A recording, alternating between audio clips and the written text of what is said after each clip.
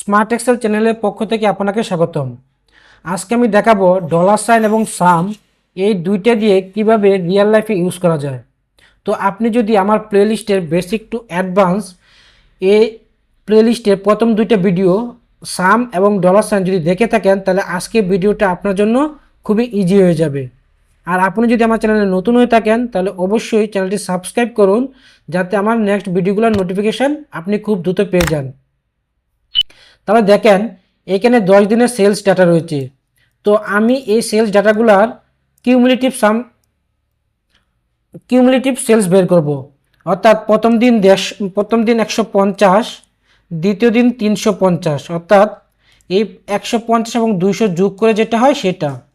তারপরের দিন হবে এই 350 প্লাস 180, এইভাবে প্রতিদিন যোগ করে যাবে এবং শেষ যে সেলটা রয়েছে এই সেলটার টোটাল যে সেলস রয়েছে সেটা এই লাস্ট সেলে আসবে।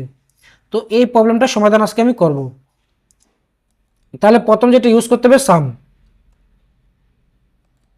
সাম ফাংশন ইউজ করার পর দেখেন এখানে সিনট্যাক্স নাম্বার 1 নাম্বার 2। তাহলে আমি প্রথম যে সেলটা রয়েছে এই সেলটাতে ক্লিক করব। ক্লিক করার পর অর্থাৎ প্রথম দুইটা সেলে ক্লিক করব। তাহলে দেখেন D3 D4 ক্লিক করার পর আমার প্রথম যে সেলটা রয়েছে এই সেলটা আমাকে কি করতে হবে, ফিক্সড করে দিতে হবে। তো প্রথম সেলটা ফিক্সড করতে হলে আমাকে কি করতে হবে, ডলার সাইন ইউজ করতে হবে। তো আমি ডলার সাইন ইউজ করলাম। এখন আমি ব্র্যাকেট ক্লোজ করব, এন্টার। এখন যদি আমি এটাকে ড্র্যাগ অ্যান্ড ড্রপ করে নিচের দিকে নিয়ে যাই, তাহলে দেখেন প্রথম দিন 150, তারপরের দিন হচ্ছে এই 150 এবং 200 যোগ করে যেটা হয় 350, তারপরের দিন প্রথম তিনটার যোগফল 530। এইভাবে আপনি সাম এবং ডলার সাইনের মাধ্যমে কিউমুলেটিভ সাম বের করতে পারবেন। সেমভাবে আমি এই ডাটাবেসটার কিউমুলেটিভ সাম বের করব। তো ইকুয়াল সাম দেওয়ার পর দেন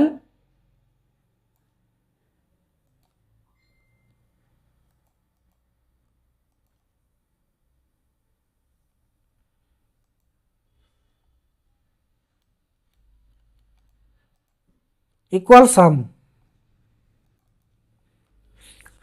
তাহলে প্রথমে আমি এই সেলটা সিলেক্ট করব,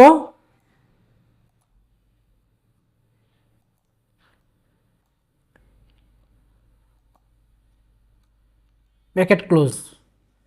তাহলে দেখেন এখন যদি আমি ড্র্যাগ অ্যান্ড ড্রপ করে রাইট সাইডে নিয়ে যাই, তাহলে দেখেন প্রতিটা সেলের কিউমুলেটিভ সাম বেরোয় আসছে।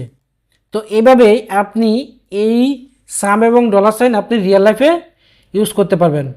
তো আজকে ভিডিওটা এই পর্যন্তই। যদি আজকে ভিডিওটা আপনাদের ভালো লাগে থাকে, তাহলে অবশ্যই লাইক অ্যান্ড কমেন্ট করবেন এবং আরও নতুন নতুন ভিডিও পেতে হলে অবশ্যই চ্যানেলটি সাবস্ক্রাইব করবেন। ধন্যবাদ সবাইকে।